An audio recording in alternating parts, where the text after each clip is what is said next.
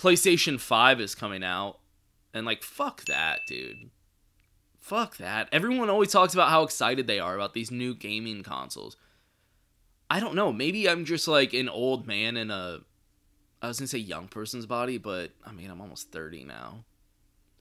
I'm an old man mentality. And I don't like change. I don't. I inherently don't like change. That's why whenever anything is changing about NASCAR, I instantly am just like, what the fuck's that about? That's my first thought. I'm just like, no, what's that about? I don't trust that shit. What's that? Change?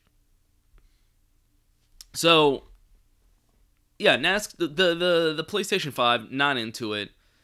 The design, everyone's, memeing it and talking about how stupid it looks, and it looks weird, yeah.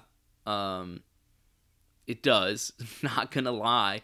But the thing is, everyone's gonna forget about that once it's released, Because I feel like people have talked about how weird gaming console designs are every time they come out. And granted, this one's a little bit more than normal. I understand that.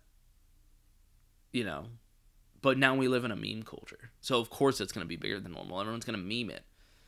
And the Xbox looks fucking stupid too.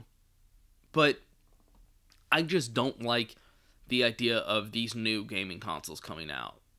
I don't. Why? Because that's just another like $500. They say it's $400 to $500. It's going to be like $600. Definitely. With the technology they have in that thing. Yeah, it's going to be like $600. That's another, $600 I'm going to have to spend just to fucking keep up.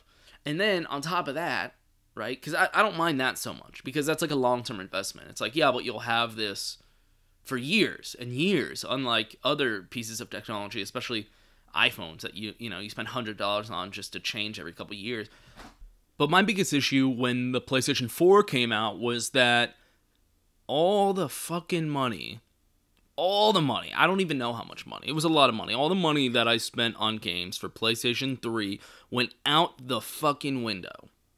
Worthless, just down the drain, because for whatever reason, they decided not to let me play my PlayStation 3 games on my PlayStation 4. Which means every time I want to play NCAA 14, I have to go out, dust off my PlayStation 3, and plug it in. I don't... The only Xbox I ever had was the original Xbox, right? And the only good thing about Xbox was the fact that they have the Halo franchise on there. Because I will admit, the Halo franchise was incredible. Especially Halo 2. Especially Halo 2. Which I had on the original Xbox. And I want to preface this by saying, like, I only bought that original Xbox because of Halo 2. And I think Halo 2 was probably, like, came out, like, towards the end of that original Xbox era when they were coming out with the 360. So I just remember it being like really cheap. I think I was in high school or something, and I just like had a job and I could afford to buy it myself. So I went out and bought an Xbox just to have Halo 2. So it's kind of like NCAA football. Like I'll dust off the Xbox every once in a while just to fuck around with some Halo 2 because the game is incredible. It was awesome.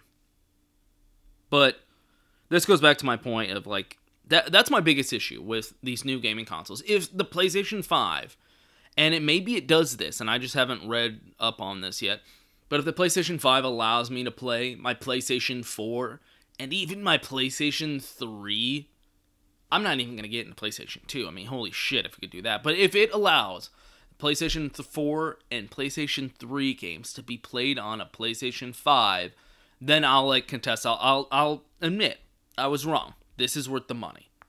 If that's the case, it's worth the money. If not, then, like, Sony, you fucked me. You fucked me like you always do. And so, is the technology worth the money?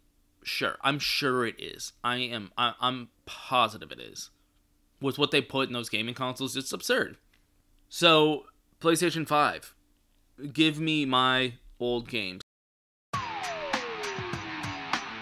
Hello, come right in.